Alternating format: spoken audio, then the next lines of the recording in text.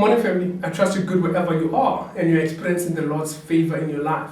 Welcome to the Waterbrooks channel. Pastor Tsepo here. On behalf of my wife and the team that I work with, I'd like to thank you for getting in touch with us. So there's two ways in which you can stay connected with us. One, do not forget to click the subscribe button and then click the notification so that every time when we post, you are the very first person to be notified.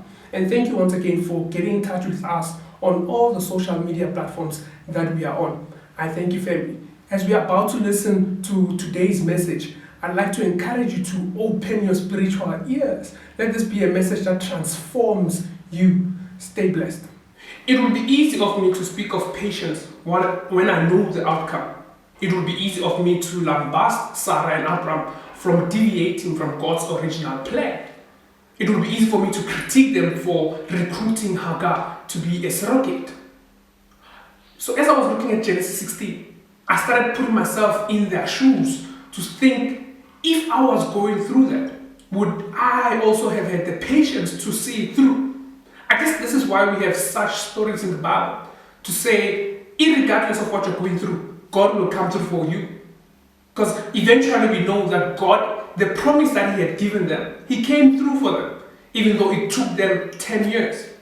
So now, as I put myself in their shoes, I was like, for a space of 10 years, and would I have developed the patience to wait faithfully so? Because it would be easy for me to critique them. I already know the outcome. So now, as I was looking at that, I was like, how many of us start businesses in the hopes that within 5 to 10 years, that business would be a success? It would have exploded.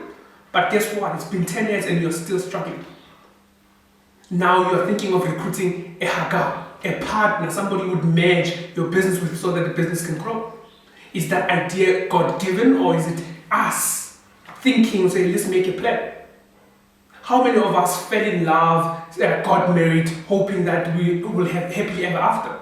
But guess what? It's been 10 years and it's been 10 years of turmoil. And in the process, we're even thinking of making our own plans. What God has put together, no man shall put asunder, as the scripture says. But as I was looking at that, I was like, it would be easy for me to critique and be judgmental, and I do not know what they were going through.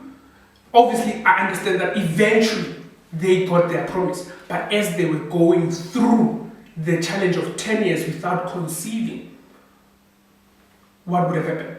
So now, as I was looking at Genesis 16, three things that I learned from that. Number one, when Sarai offered Hagar to Abram, Abram did not refuse. He considered. He just took the young lady as a surrogate or second wife, whatever it was. Mamna. He took her.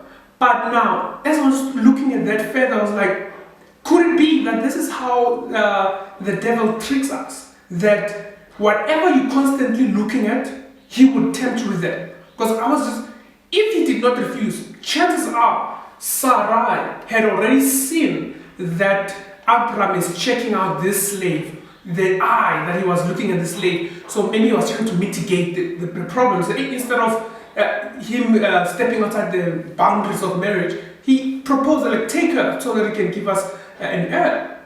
So I was like, whatever I'm constantly looking at could be used to trick me or tempt me into doing things deviating from God's original plan. The second thing that I saw, or that I learned, or I'm still learning, is patience. That patience is not simply waiting, it's how I behave while I am waiting. Am I going to devise my own personal plans or stay true to God's original plan? For what does the scripture in Proverbs? Many are the plans of a man, but it's God's purpose that shall prevail. Now, the third thing that I saw also was, it took them 10 years to conceive Isaac. Now, to us, 10 years might seem like a very long time, but to God, it's just a moment in time. That's also what I learned also. So whenever I start operating in the celestial time zone or timing, I need to think generational.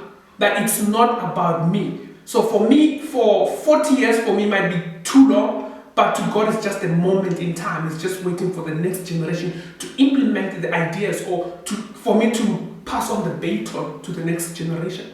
That's what I saw as I was looking at Genesis 16.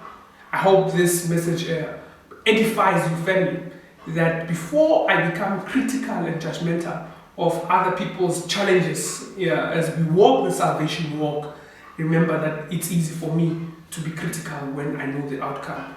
But as I'm going through what I'm going through, I need to have long suffering. I thank you, family.